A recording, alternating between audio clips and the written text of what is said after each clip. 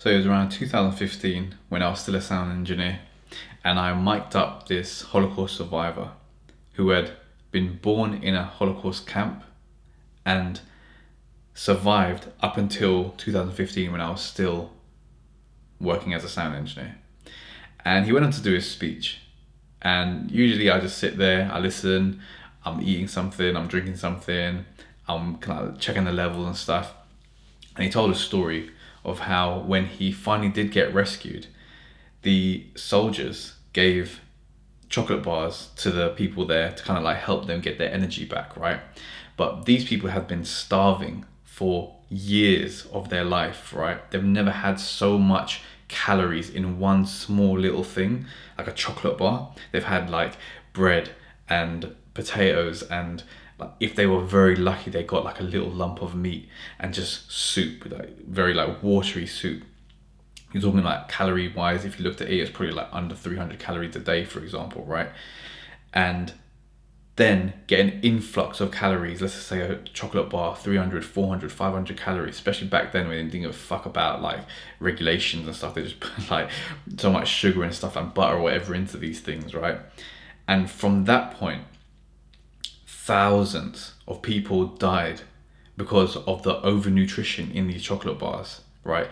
Their bodies were in shock because they've not had calories for such a long time. Now they have a massive amount of calories in such a short period of time. In like literally like 5 minutes, they've had like 4, 5, 6, 7 chocolate bars, probably more.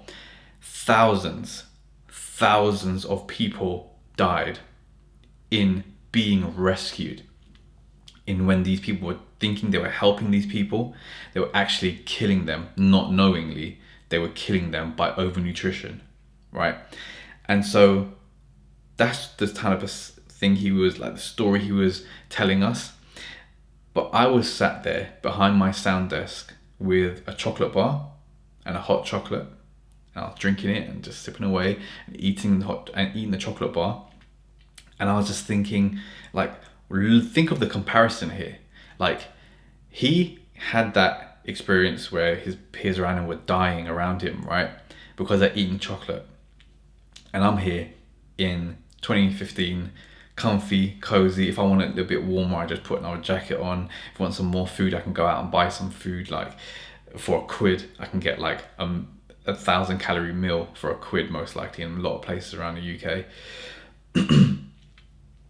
And the perspective is just mental. Like the amount of gratitude I felt in that moment after seeing this person with my own eyes, after feeling his words, from what he went through. That was just one of the stories he told. He told hundreds of stories because I was part of this role for such a long period of time. But that one is just like puts in perspective where I'm literally sat there eating a chocolate and drinking a hot chocolate, and he's telling a story about how chocolate killed his friends that he was in the camps with. Like crazy story, because it's like, one, we need to have so much gratitude for the existence we live nowadays because we never have to struggle like that. Two, like avoid like, and another thing is like the nutrition in that type of chocolate thing is just toxic. It's just chemicals. It's just like sugar, which is a chemical, and it's just poison basically, which is why a lot of people died. I guarantee if it was like fruit they were handing out, for example, or potato or a small bit of meat, they wouldn't have died. They would have had like their body could have done something with it, right?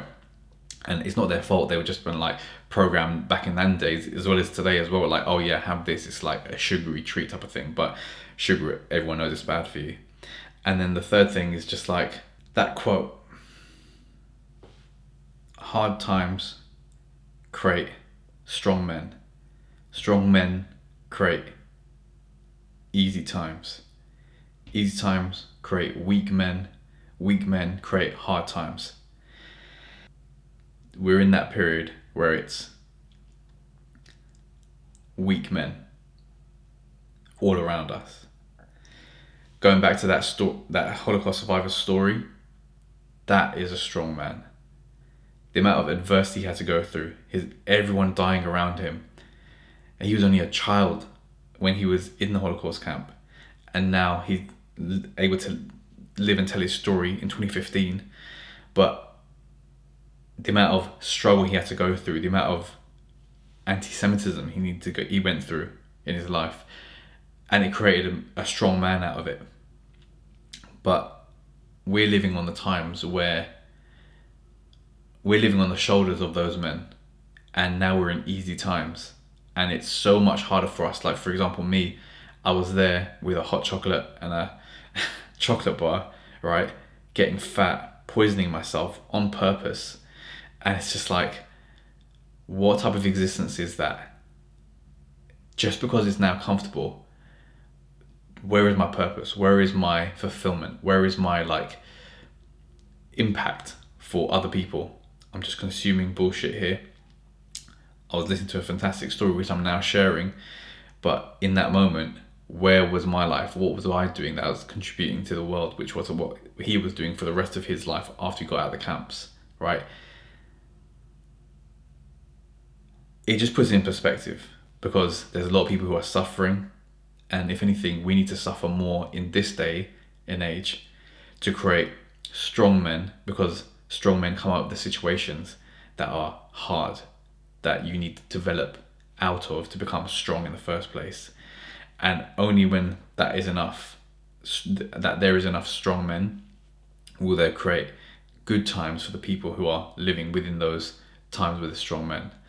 I don't think we're there, but I think more videos like this and more people spreading this type of message and people doing things out in the world to actually benefit others rather than and like develop themselves rather than just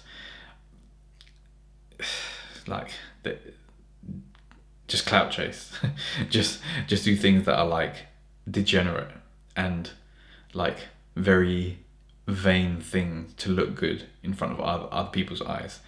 That until that kind of stuff eradicates, I think we're going to be in them weak times.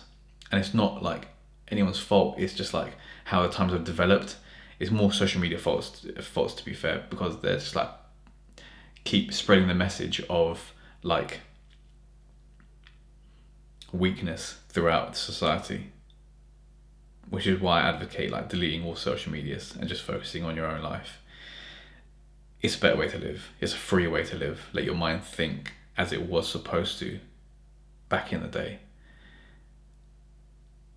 I hope you can gain some kind of insight into that, from the Holocaust story to how soft we've become, and so how soft I had become as well, until things started to change. And maybe if you're going through that soft point in your life, maybe you can kind of look on this and be like, all right, maybe I need to step my shit up and create some strength within you.